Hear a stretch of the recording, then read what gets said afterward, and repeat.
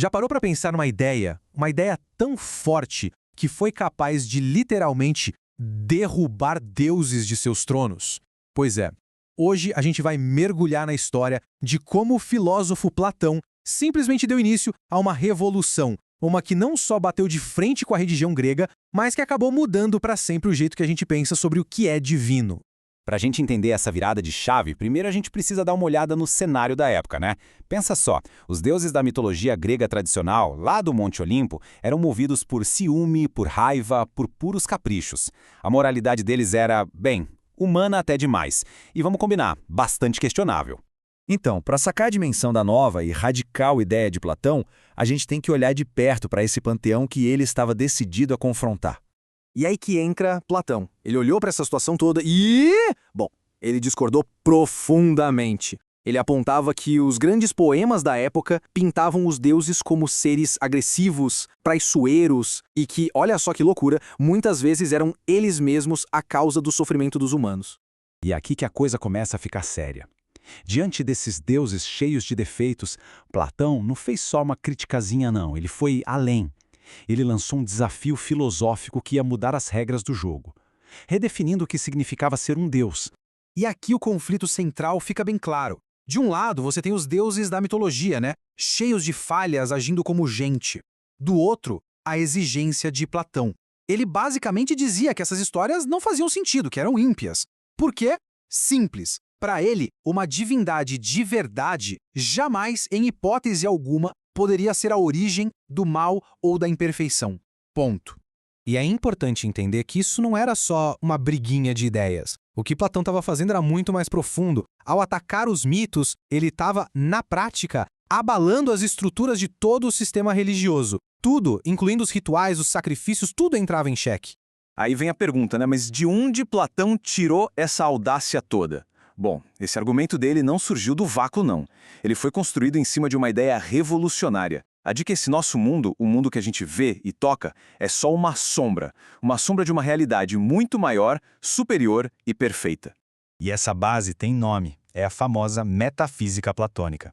Para a gente entender o conceito de Deus em Platão, não tem jeito. A gente precisa primeiro entender como ele enxergava a estrutura de tudo que existe. A proposta de Platão era a seguinte: existia uma realidade superior, um mundo que só a nossa inteligência, a nossa razão consegue alcançar. Nossos sentidos, visão, tato, não chegam lá.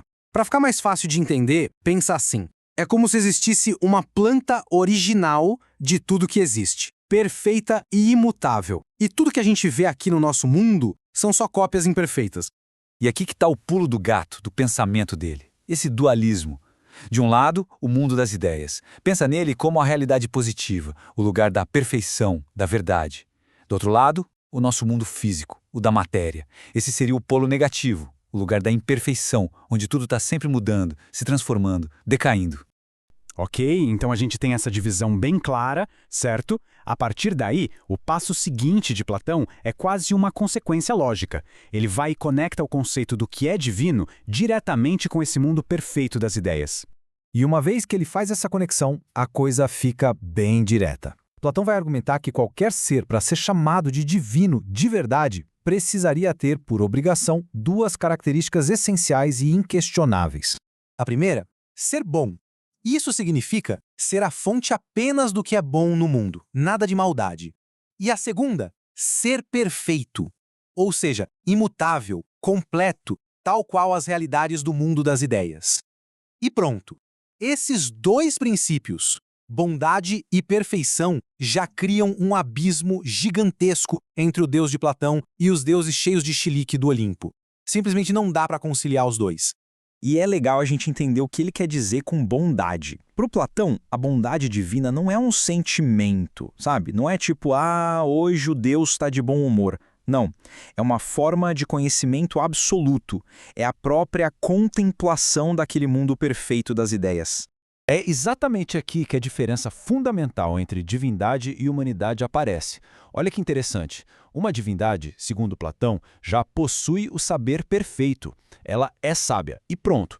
Já nós, seres humanos, somos definidos justamente pela jornada, pela busca constante para tentar chegar nesse saber. E uma revolução de pensamento como essa, claro, não ia passar em branco.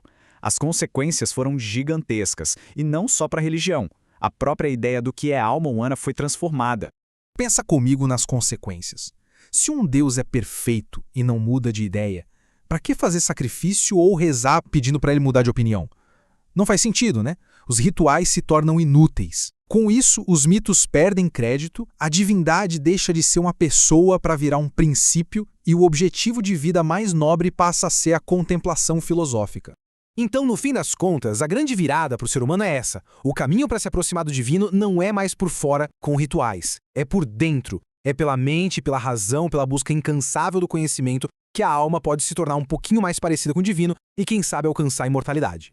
E tudo isso deixa a gente com uma pergunta no ar, né? Se ser divino é já ter todo o saber e ser humano é estar sempre buscando esse saber, então qual é o verdadeiro valor da nossa imperfeição? Qual o valor de não saber tudo, de estar sempre nessa jornada em busca do conhecimento?